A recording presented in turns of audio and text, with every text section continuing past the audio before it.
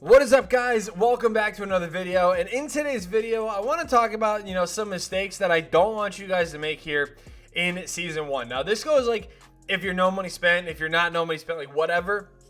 I feel like this is just some stuff that really you guys should know for this mode. So first things first, I want to talk about collections, okay? So I was able to lock in again Series 1 for the West. I got Serge Ibaka, didn't no money spent. However, a lot of these cards were either pulled from Breakout, they were pulled from random packs that I was able to get throughout the game, or VC that I accumulated from playing Rec and everything, and I was just opening up the base packs, like stuff like that. So I was able to do it, but I was kind of thinking about this, and I'm not playing this game as far as I actually really enjoy Rec this year. I enjoy doing rebuilds. My team is not going to be I'm grinding this all day, every day for me anymore. So having a ton of MT really doesn't do anything for me. So that's why I just went ahead and locked in for Ibaka. I figured it's something pretty cool to be able to go ahead and get him for me personally. But I think right now, locking in the Series 1 set for Mutombo, Mutombo is great. Obviously, he's one of the best centers in the game, if not the best center in the game. I mean, you have a 7'2" center.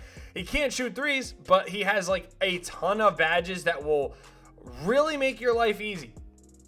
Especially for where we are in this game right now.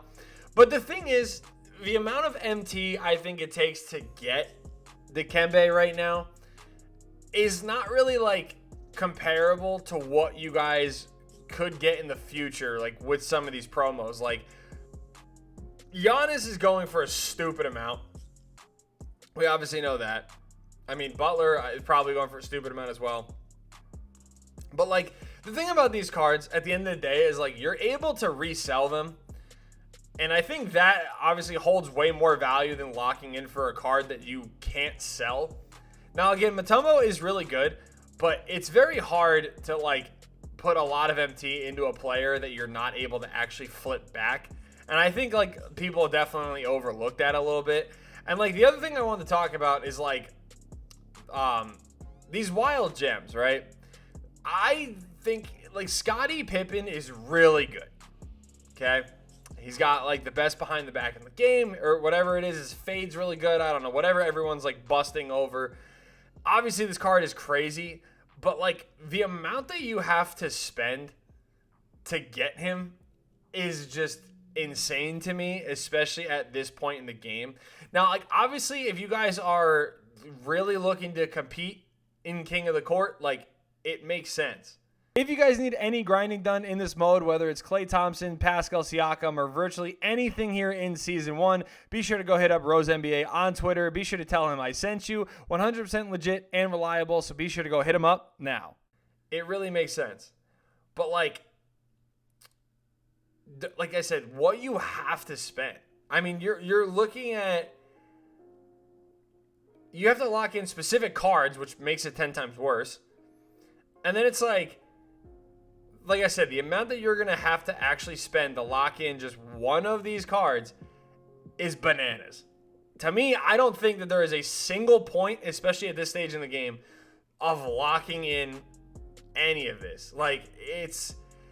They're good, like I said. I'm not saying that they're not great, but it's just stupid to me to lock in that much MT and we're 1 week into the game. Doesn't really make a whole lot of sense, in my opinion. So, another thing I want to talk about is badges. Okay, like you guys can see here, I have Posterizer, I have Hook Specialist, I have these three, which is really nice. I have Unpluckable, I have Brick Wall, I got Glove. A lot of, great Hall of Fame and Legend badges. I highly recommend, guys, highly recommend that you guys do not throw these top tier badges on a card unless you plan to keep them the entire game or you're looking to flip them. And I don't mean throwing Hoff, Set Shot Specialist and Legend Interceptor on Ruby Wemby and trying to get a mill. That's not what I mean. I'm talking say you get lucky and you're able to somehow snipe Giannis. That's something that is worth doing. You guys can kind of see some of these cards, this card's already badged up. This is what I'm talking about. When you guys look to flip cards like this, whether it's pink diamonds or diamonds even right now, it's not a bad idea to throw on takeovers. It's not a bad idea to throw on badges. It makes sense because right now, like, you can really capitalize and make even more MT off your cards by doing that. Like, Giannis may be a bad example because he's, like, already going for a crazy amount, but you guys kind of get, like, the vision of what I'm saying here. Like, even Jimmy Butler here, like, you guys can see this one's had 16 Hall of Fame badges, and he's got the three-point shoe on him. Like, that is what makes sense. Like, you guys want to make sure you guys are doing that because I feel like there's so many people I've seen play this mode where they just never touch their badges. Like, even if you guys are somebody that's like, okay, I don't ever badge out my cards, like, I have no need for it, sell them. It's like some of these badges will sell for at least, like, you know, 1,000 each.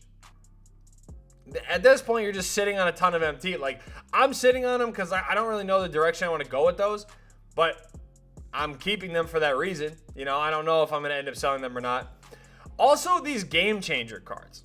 Okay, like, you guys get these so easily through different packs, like Breakout, like Breakout, you know, like this Breakout is just, it's peak, dude. Breakout is actually peak. But you guys can also get these in free packs as you guys are going through, like, the free 10 boxes that come out every week. Like, there's stuff that you guys can get in these that are definitely worth it. Make sure you guys are using these. I mean, this is a mistake I even personally made. But I'm like looking at some of these, like, the other day, and I'm like, there's a ton of these that would have just been nice to be paying attention and actually using. Because, like, a lot of these are going to be helpful. Like, Recover 1 Breakout Prize and Loss. This is really good to help give you guys extra rewards as you guys are playing. And, you know, say there's a board that has 5 rewards on it and they're all 5 are really good. Now you don't have to choose. You could just get all 5. Like, stuff like that is really good. The Gauntlet ones here are pretty solid. There's a lot of, like, MT multipliers that are also pretty good. The players will not count as used after this game. So another one for Gauntlet there. Like, make sure you guys are using these. I mean, these are in the game to really help you guys out, and I think that it's something that you guys definitely don't want to be overlooking. I mean, it's, like I said, I even messed up. So I would pay attention to those and get your guys, like, free MT and stuff. I mean, even in the challenges here, the other thing I wanted to bring up, make sure you guys are just doing these challenges. Like, I'll be honest, I don't care about this at all. I think this is a fat L. I don't know what this even was supposed to do, truthfully, so I'm not even going to bother with that. But like I said, like, every Friday, there's a free 10 pack that you guys can get, a free 10 bucks. Still worth doing. You know, you have the daily challenges every single day. They give you guys a free pack, which, again, does hold way more value than I think people are truly realizing. So even as something as little as that, just make sure you guys are just grinding that out every single day. Paying attention to locker codes, paying attention to events. Somehow, some way, my team is actually not the worst. I guess, like, it could be better, but, like, I'm not really going to complain because, like I said, it could be 1,000 times worse. So the only thing I want to talk about is the exchange. Like, make sure you guys, I've tried to talk about this in other videos, like, make sure you guys are truly taking advantage of this.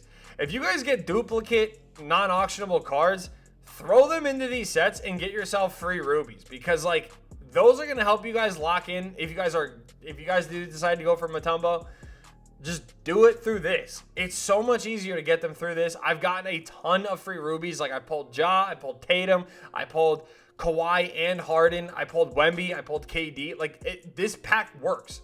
I mean, of course, they're probably going to dumb the odds down now, but it's definitely a pack that you guys want to focus on and get yourself pretty far into this collection. Because as you guys are collecting cards, too, you're also going to be getting free MT throughout the lifetime, I believe, is where, yeah, your player lock-ins. Like, you're just going to be getting free MT as you guys go anyway. I mean, like, the problem is, like I said, like, 10K really isn't all that crazy compared to what you guys could get, but it's definitely still nice, so we'll have to see what happens there. But like I said, let me know your guys' thoughts about, like, collections right now. Is stuff worth locking in if it's or not? Like, just let me know. Thank you guys for watching. Hope you guys enjoyed, and yeah, peace.